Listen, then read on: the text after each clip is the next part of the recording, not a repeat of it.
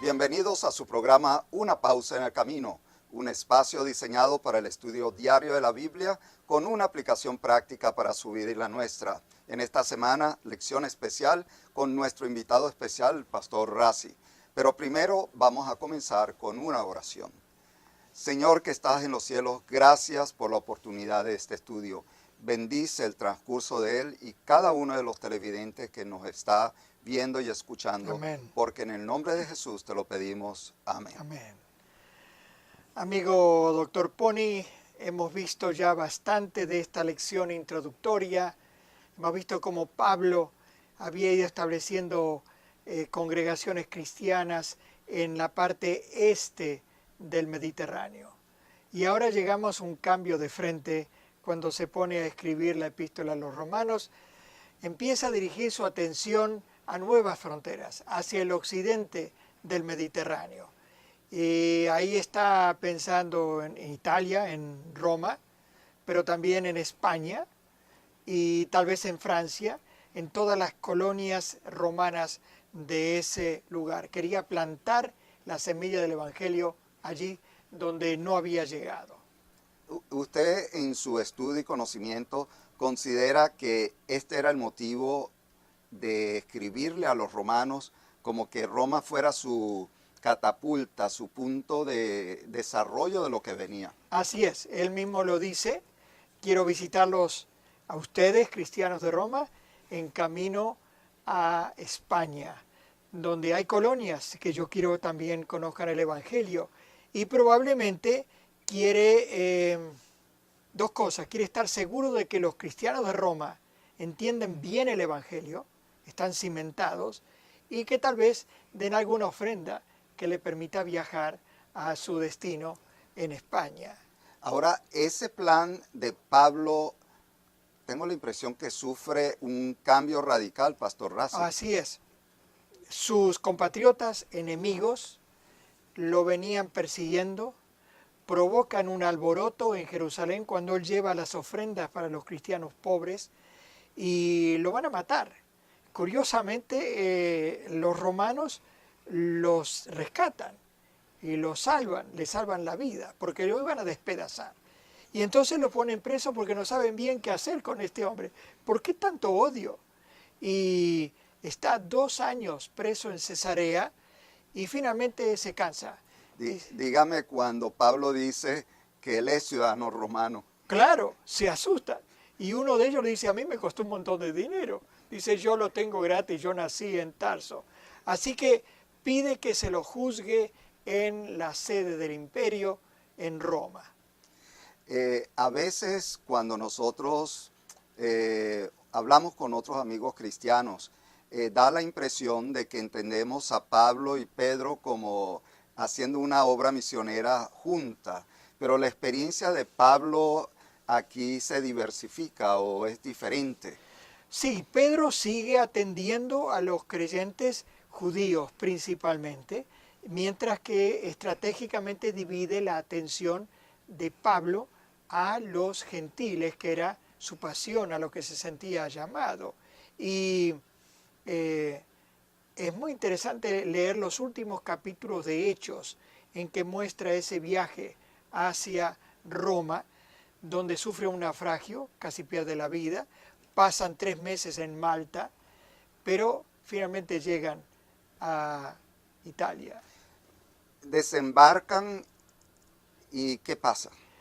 Bien, van caminando y ya ha llegado la noticia a los cristianos de que aquí viene Pablo.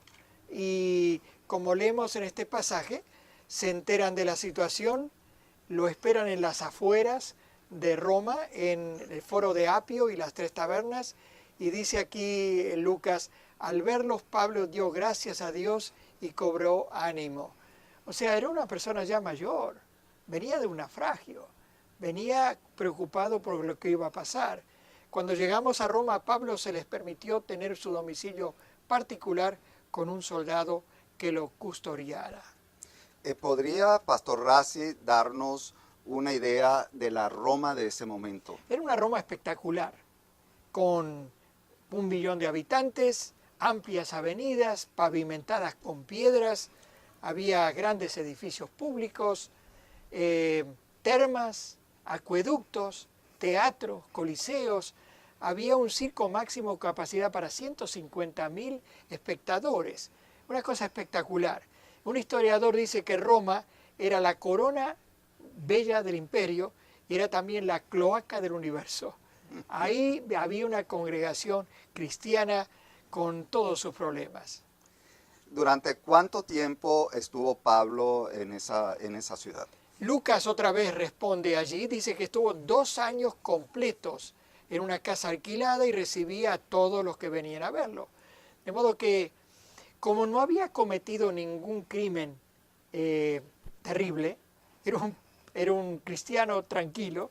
¿Era libre? Estaba prácticamente libre para recibir a la gente y desde allí aconseja, escribe, desde esa primera prisión, escribe la epístola a los Efesios, a los Filipenses, a los Colosenses y una carta muy personal a Filemón.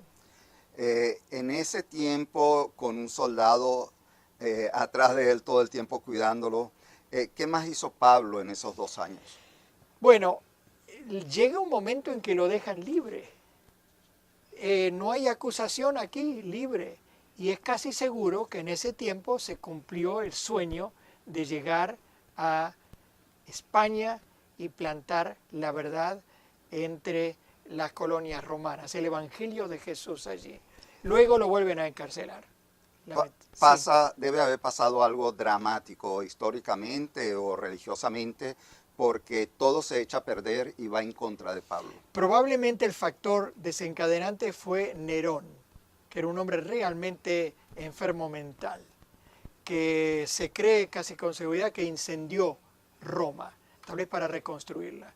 Y cuando el pueblo se levantó contra él, empezó a acusar a los cristianos y en ese momento volvieron a encarcelarlo a Pablo en una cárcel subterránea que pudimos visitar una vez con Julieta, que realmente nos emociona, rodeado de piedras, con los pies en el fango, en sus propias necesidades.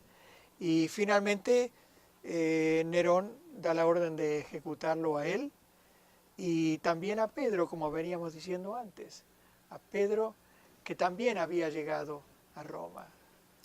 Pastor Rassi, todavía nos queda un corto tiempo.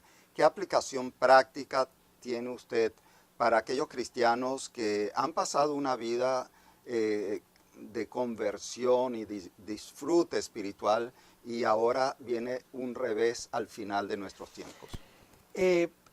Pablo soñaba con llegar a España y llegar antes a Roma libre. Llega preso y finalmente lo ejecutan allí.